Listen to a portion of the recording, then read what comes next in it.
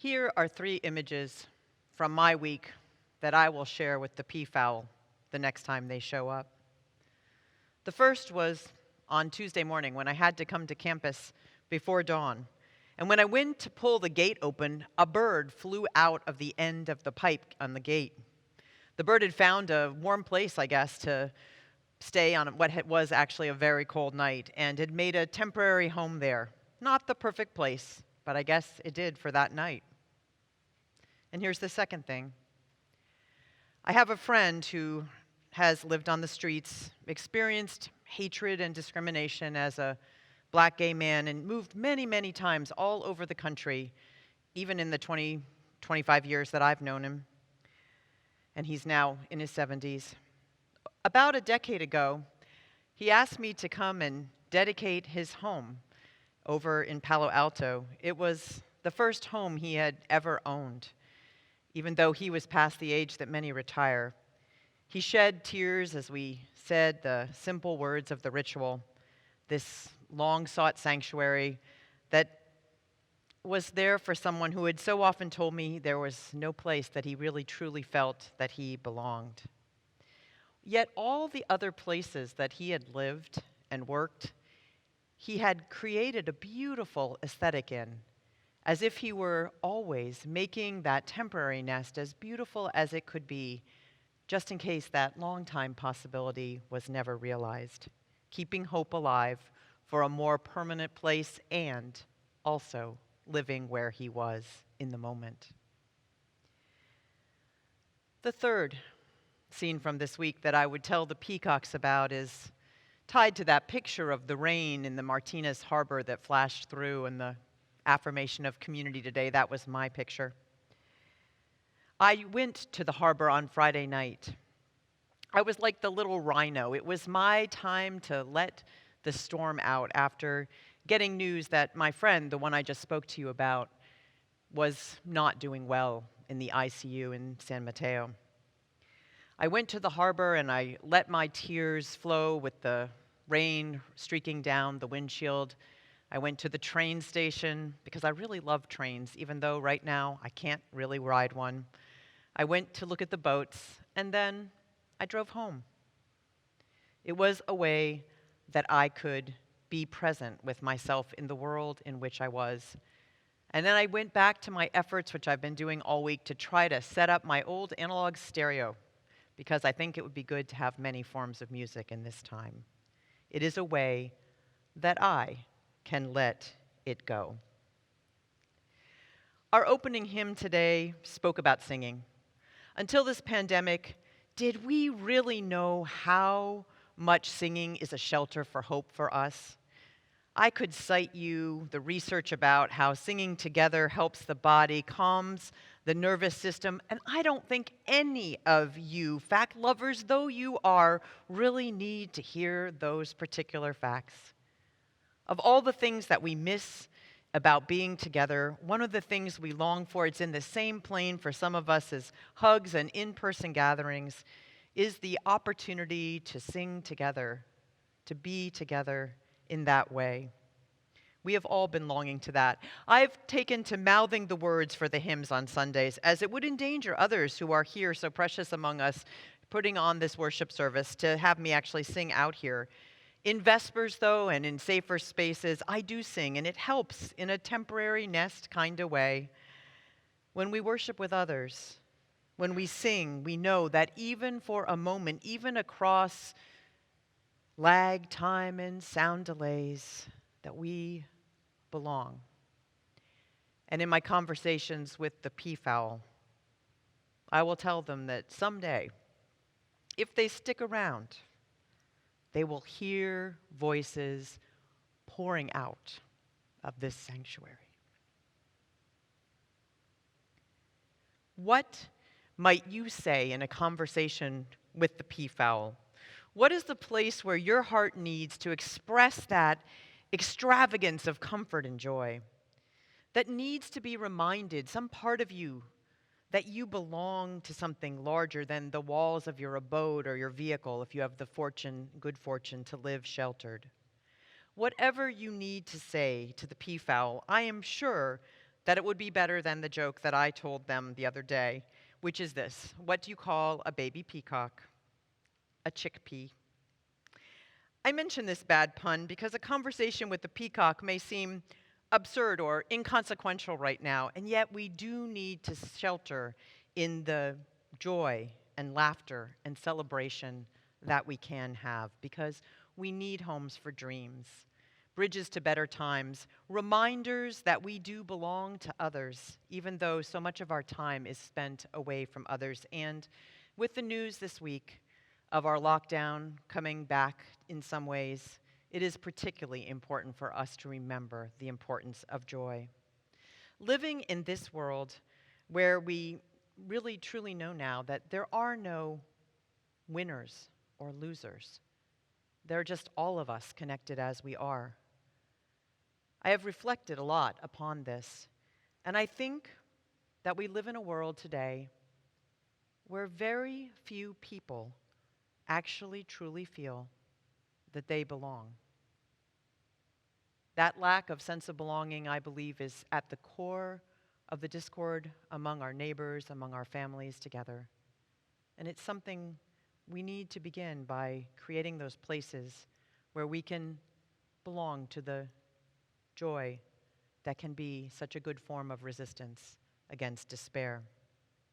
The pace of change, the disinformation of news as idolatry, the human-made disasters of climate change, the pressures of a shrinking and stressed world mean that we all feel threatened in some ways, as if we don't have a real place, a real nest, a real home. And we need to be sheltered from the despair and detachment that can come from that, all of us. We need to find a home where we can rest, even if it's just for a night or a few moments, in hope and the possibility that our spirits so need in these times that are so uncertain. This need became apparent this week to me, especially. After the events of last weekend, so many people remarked to me that they had expected to feel more joyful than they were. They were relieved, they were happy, but they didn't really feel completely joyful this week. Many people in our check-ins were feeling overwhelmed a little bit, like that little rhino who suddenly realizes that they had been swallowing and swallowing more things than they could actually hold.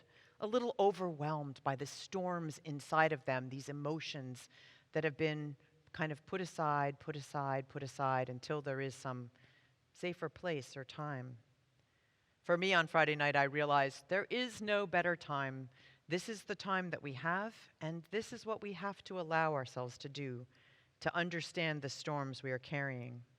Many people, many of us, have been raised in situations where it's really difficult when there are storms brewing to actually express what you feel. So those emotions tend to swamp you after the hurricane has passed over, and then you feel the extent of those emotions. Some of us are feeling a little bit like we have a 2020 hangover.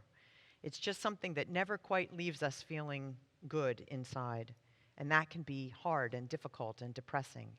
And if you are one of those people, please know you are not alone, and that you can reach out and ask for help.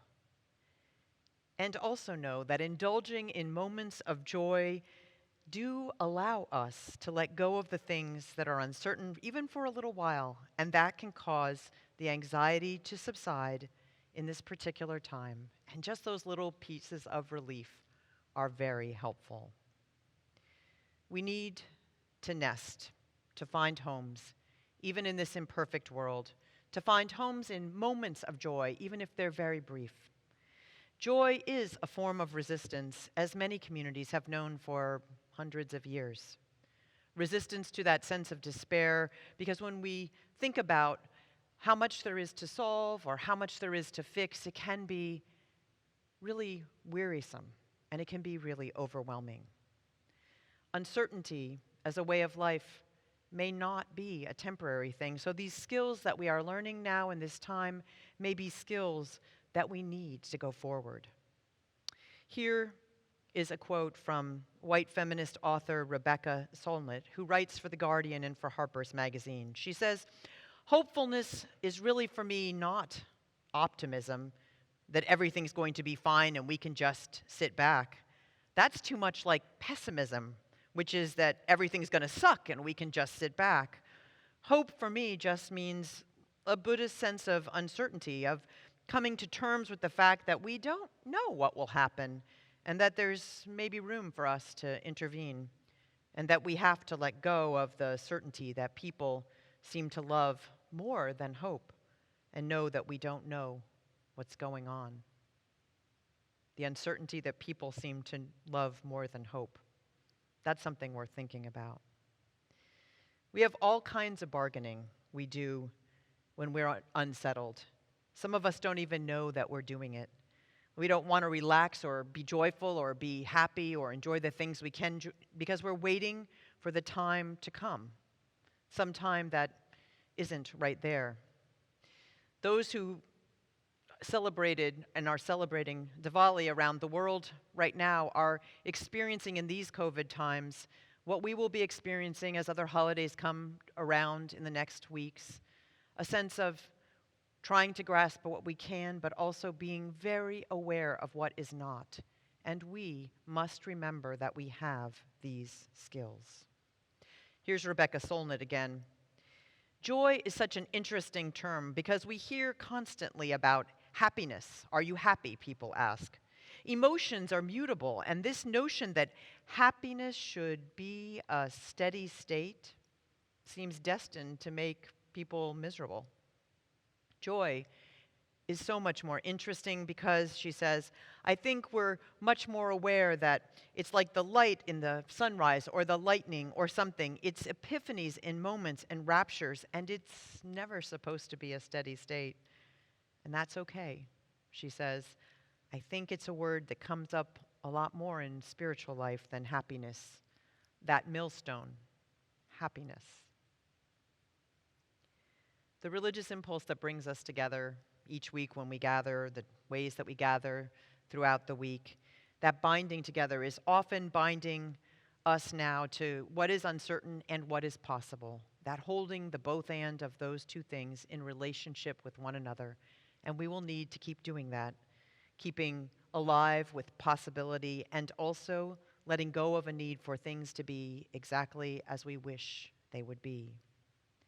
We have so much wisdom that we inherit in our culture from people who have always known what it's like to live in this kind of world without uncertainty, without certainty.